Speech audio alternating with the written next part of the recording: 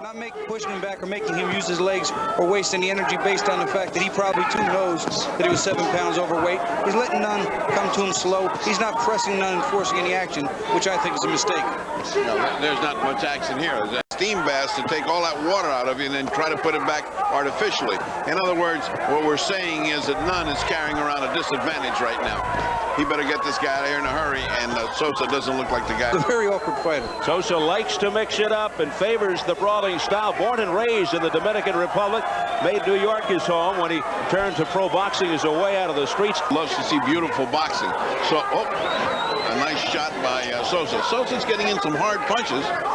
None is boxing. Most people like that calm approach. Okay, son, do this, do that. What do you think about it? Well, I'll tell you, because of Panama's problems over the past of not being able to be in the corner, even when he was with Michael in training. If not, he's just on a way to losing a points decision. Yeah, I think he's being far too patient right now. He's got to force a brawl. He's got to force a street fight. Force one of those sloppy, throw him from every angle, comes in awkward, and he's just got to apply the pressure a little more consistently and keep Michael Nunn's back to the ropes.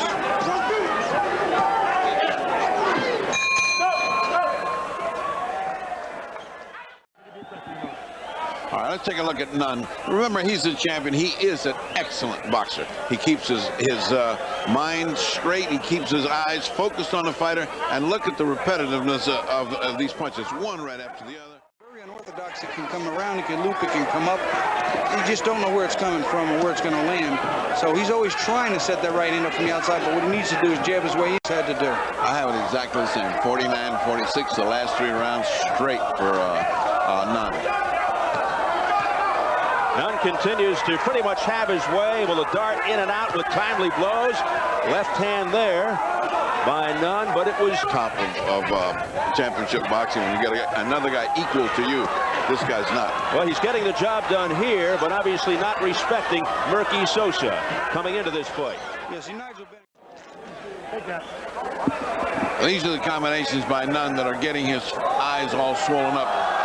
Again, as Bobby points out, he's trying to do defense. He's trying to hold those gloves up, pick something. He can't. The other guy's too fast. Nunn being so fast reflects it hard. His corner is telling him to do the things, but nothing can work because this other guy's just simply not there to get punched. I mean, he won't stand still to get punched. He's moving around, bipping and bopping. Boxers with Michael Nunn's type of hand speed and foot speed and good defense, ability to lean out of the way of punches are always going to be a nuisance and an annoyance against his old fighter.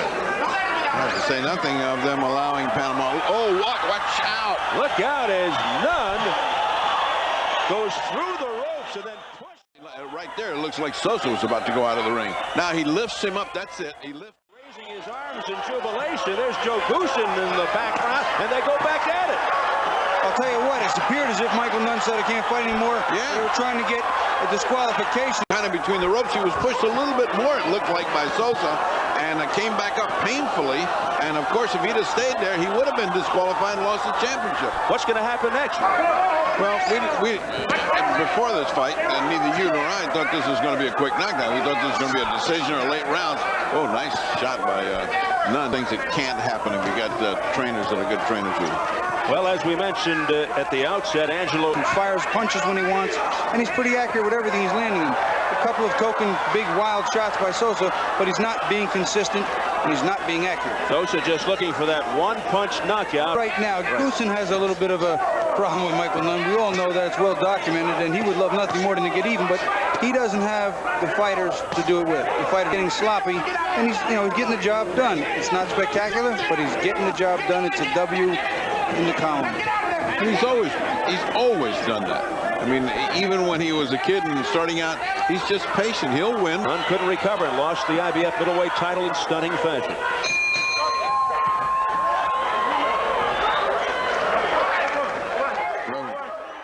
Punch on top of the head, and that's it right there. That's at the bell. Alvarado is either deaf or shows a lot of restraint. Joe Goosen gave him an earful, and there was a shot by Merqui Sosa that sent the champion Michael Nunn reeling against the ropes. I don't know if he lost his balance or actually was affected by that punch. I think it was more of a balanced shot. I don't think Michael's really affected, but again, halfway through the 11th. Look at him just stand there. I mean, with the title on the line, how could you just stand there and take jabs from the champion? Why didn't you punch once you come forward like that? He's trying now. Finally, oh, nice upper. Extricates himself from the corner.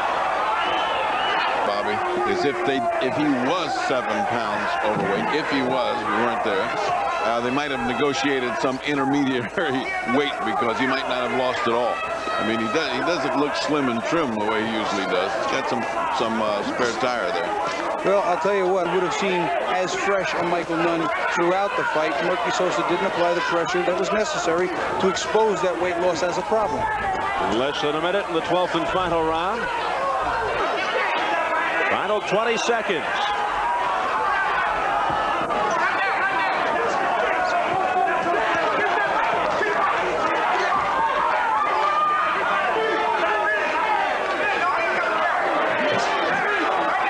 Sosa had none of the corner, but it meant nothing as Nunn just spins him around. And that is it.